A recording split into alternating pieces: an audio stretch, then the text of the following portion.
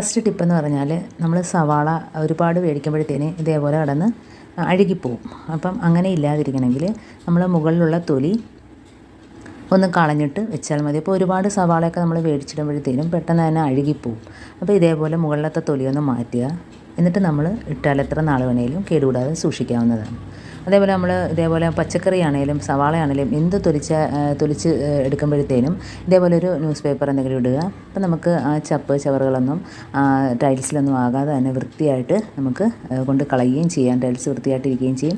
പേപ്പറോടെ നമുക്ക് ചുരുട്ടിക്കൊണ്ട് കളയുകയും ചെയ്യാം.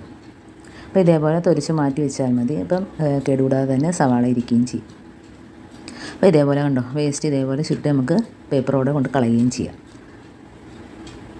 അപ്പോൾ എന്ത് അരിഞ്ഞാലും നമ്മൾ ഇതേപോലെ പേപ്പറിനകത്ത് എടുക്കുക.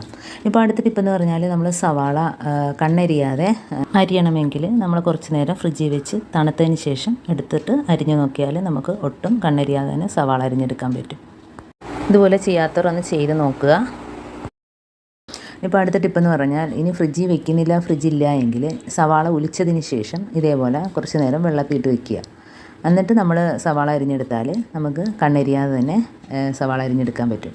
ഇപ്പോൾ അടുത്ത ടിപ്പെന്ന് പറഞ്ഞാൽ നമ്മൾ ഇതേപോലുള്ള കുപ്പിയിലൊക്കെ അച്ചാറിട്ട് വെച്ച് കഴിഞ്ഞാൽ പിന്നെ വേറൊന്നും ഇട്ട് വയ്ക്കാൻ ഒക്കത്തില്ല. ആ സ്മെല്ല് കാരണം, അച്ചാറിൻ്റെ സ്മെല്ല് കാരണം. അപ്പോൾ നമ്മൾ ഇതേപോലെ കുപ്പി കഴുകിയതിന് ശേഷം കഴുകി ഉണക്കിയതിന് ശേഷം ഇതേപോലെ ഒരു ടിഷ്യൂ പേപ്പറോ ന്യൂസ് പേപ്പറിലോ ഒരു സ്വല്പം വെള്ളം കുടഞ്ഞിട്ട് ഇതേപോലെ ഇട്ട് വെച്ചിട്ട് കുപ്പി അടച്ച് വയ്ക്കുക.